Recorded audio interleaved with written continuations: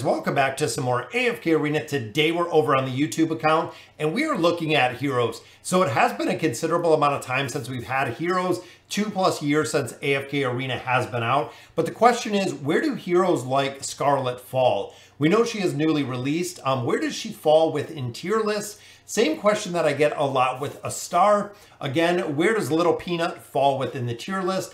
Well, there is a new tier list up on Reddit that we're going to be covering today to really break down and see what tier they fall in, really what comps they're being used in, and if they are being used at all. So let's go ahead and we'll take a look at that tier list.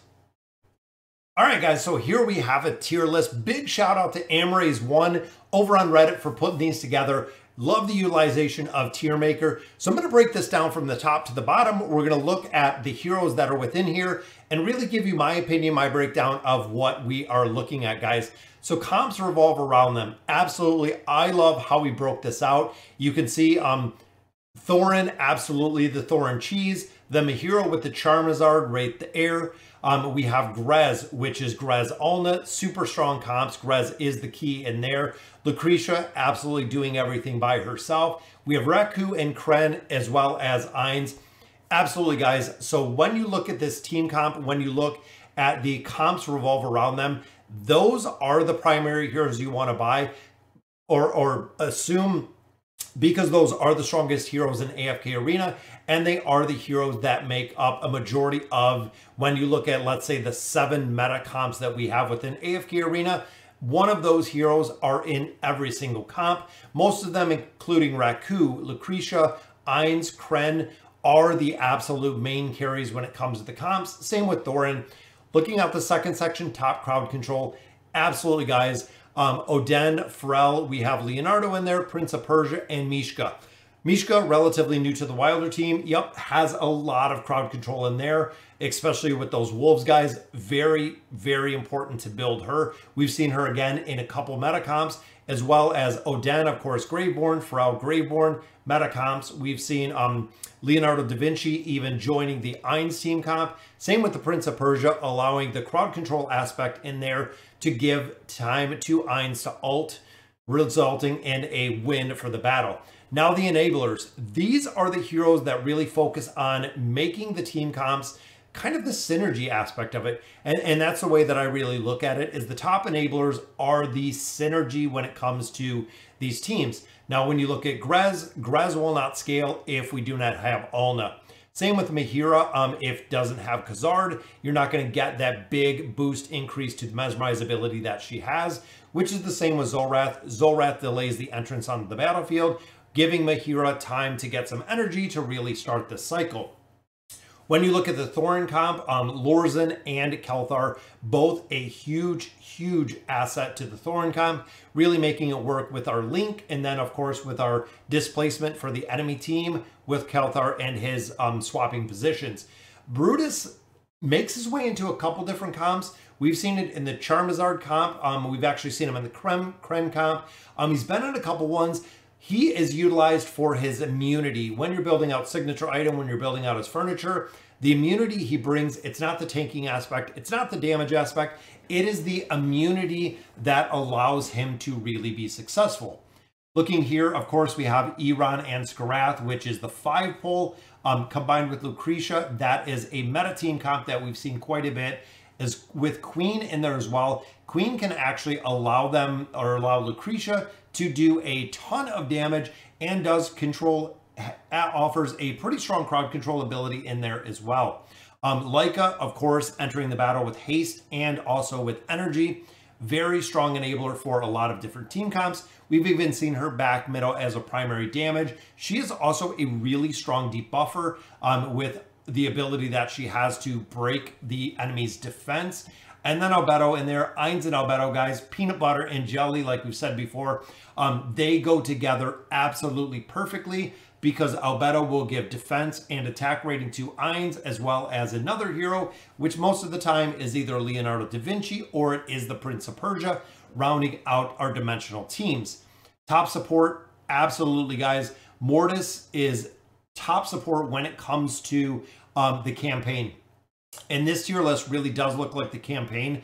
The reason you don't see twins in here, twins do take a little bit of time to cycle. When you look at the campaign itself, though, I don't know any formations that they're really used in. Used to be in the God tier comp, but ultimately they have taken a backseat to a couple other heroes that have come up, including Desira. You know, we've seen Mortis, we've seen Silas, and we've also seen Helios, which is some of our top support. So very rarely will you see a team that does not have one of these combinations. Some of the combinations include running Mortis, again, in that Ainz team comp. We usually see Silas with the Grez Ulna.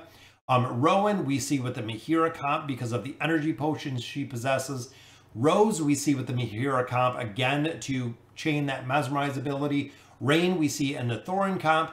Desira, again, can work with the Ulna Grez comp. And then Helios kind of fills in a couple different slots. If you're looking at Raku, if you're looking at Kren, a couple different heroes can really fill in there for a couple different formations. And the reason Helios is not used as much, in my opinion, is because most players don't have him built. We haven't seen him in that many meta comps, but we have seen his appearances in different formations to allow shielding and healing to a couple different heroes, which works out perfectly. Now looking at topside DPS, Daemon. Guys, Daemon is a hero that scales with no cap. So as you're pushing level deficiency, as you're moving through the campaign, Daemon will actually get stronger. He provides some survivability. He also does provide a consistent DPS. Now Scarlett, relatively new. We know in the boss comps, she does an amazing amount of damage. A lot of people have said, and again, I'm just using Reddit, Discord, things of that nature. A lot of players have said when it comes to the damage in the campaign, it is either very high or it is 100% miss, that she is super ineffective within the campaign. I have yet to build her and test her out and see exactly how that is going to work. Now, next one that he goes over is the Flex crowd control. I love the Flex crowd control because these are heroes that do work into different formations, depending what you're running, to really make a team work. We know Nomura has the Beguile ability. With the 909 furniture, it will be triggered right off the bat. We know Joker, of course, with his all-out attack. Very strong when it comes to the abilities that he possesses, but has to work in specific comps. Tassie, of course, we have the Slumber and we have the Banishment. Granite has the ability to freeze the entire team, especially if he's the sacrificial lamb that comes out in the beginning. We've seen Zafriel in a couple different formations, including Frampton and Scrag, really working together. Same with Gorvo, has been in the 5-pole. We've seen him as kind of an AoE stun ability in the 5-pole. Then, of course, Maro brings in crowd control, brings in damage for the light bearers, but he has been kind of eclipsed now by Scarlett. Not sure how many people are going to build Maro or really utilize Maro, because now we have Scarlett in a lot of different aspects. Flex enablers, these are heroes, again, that kind of work in the synergy of other teams. Now you'll see even further down here, we do have Awake and Taylene, but these are some of the kind of the heroes that help carry other teams. For instance, with Scrag, really helps with Frampton and Zafriel. The combination of these three for kind of the invade. Ezio as a finisher. We have Arthur in here, which is a really strong buffer. We've actually seen him in a couple combinations with Raku. Pippa is an enabler, again, when it comes to teleporting Thorin. We've actually seen her quite a bit in the Thorin comp. We have also seen her in the Portal Party formation, but that seems like it's kind of went back a little bit, not super effective. Ainz, of course, is a mana battery if you can keep him alive. That's one of the difficulties I see, as again, when you're getting into level deficiencies, does die out relatively quickly. Frampton, again, with the invade, it works. He also works with the 5-pole. We've seen Tresnar in the Ainz team comp, which is a very interesting combination. Again, playing off his abilities and the immunity that he possesses. And then Nara, of course, straight up CC, depending on the hero that you're looking to crowd control on the other side. Similar to what Athelia does, targeting a specific hero that is going to remove them with the crowd control that she kind of has. Now, Flex support, we know 5-pole, again, has been in there with Sophia. We've seen a couple different builds with her to mitigate the damage that we're seeing within that 5-pole. Hodgkin, of course, has crowd control and he has a buffer. So even though he fell into the tanking class, we have seen him as a very strong buffer, both in the Abyssal Expedition and the hunting fields. He has performed super well, not in the tanking role, but as the support role, which again is a little crazy.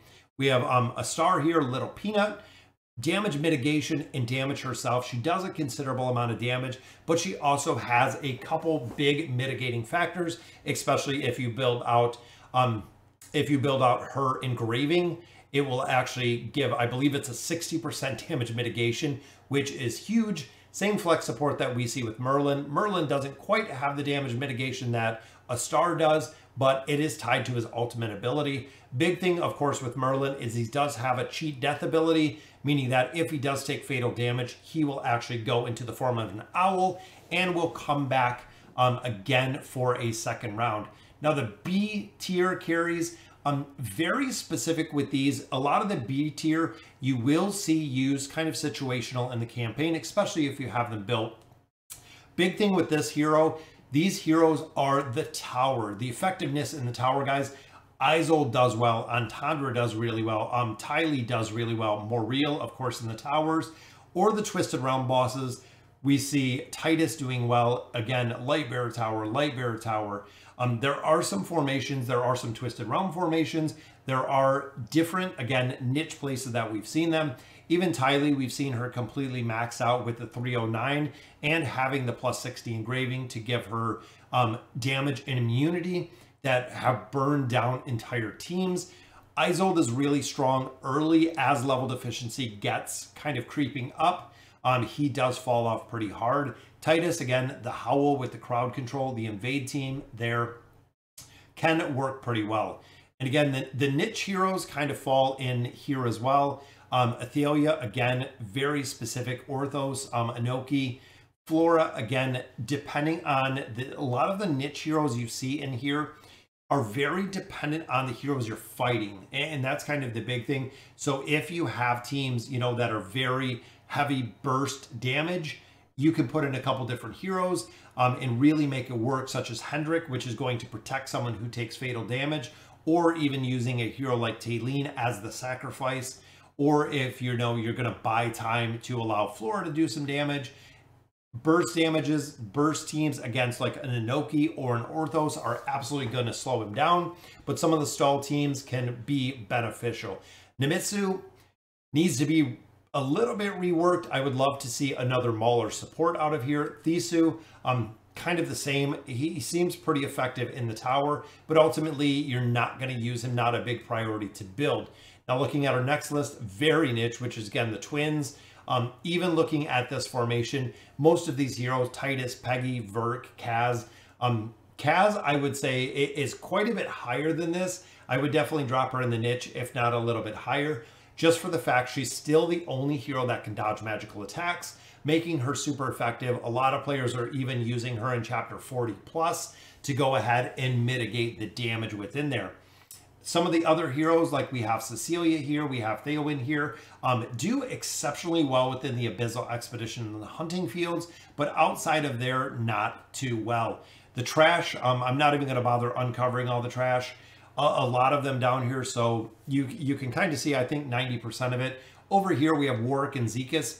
Zekas did pretty well in the Abyssal Expedition, but ultimately, if you didn't have him built, you could pop in another hero and do just as well. We also down here, we have Leofric and we have Walker. Of course, Walker makes last in the list, but ultimately not too effective with most of these. The only hero I would say outside of here that I probably wouldn't consider quite trash, which would be very niche, would be Drez. Big thing with Drez, guys, is the survivability that he has within formations. In the Mauler Tower, he can work pretty well if you can get him to go, but he is an absolute monster when it comes to the Abyssal Expedition, especially if you have him built, because he is self-sufficient with the shielding effects that he has, making him very strong. Then, of course, over here, guys, we have Warwick. Warwick, now, why he is not used in the campaign, I understand, but when it comes to Twisted Realm and other places within an AFK arena, he is a ultimate primary hero to have for that bone breaking ability, giving a massive buff to the damage that you're putting. So guys, again, big shout out for the tier maker list. I absolutely love it, guys. I'm going to put the link down to the guide below.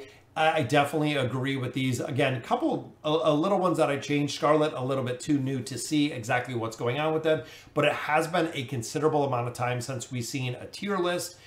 So go ahead, check it out, guys. Show the love over on Reddit for any content creators, guys. You know, we're few and far in between. Soviet Gamer joined us this morning to create tier list and spend the time and effort to do something for AFK Arena. I show nothing but love and support for these guys, and hopefully you will do the same. So guys, let me know in the comments what you guys think, and as always, thank you guys for watching.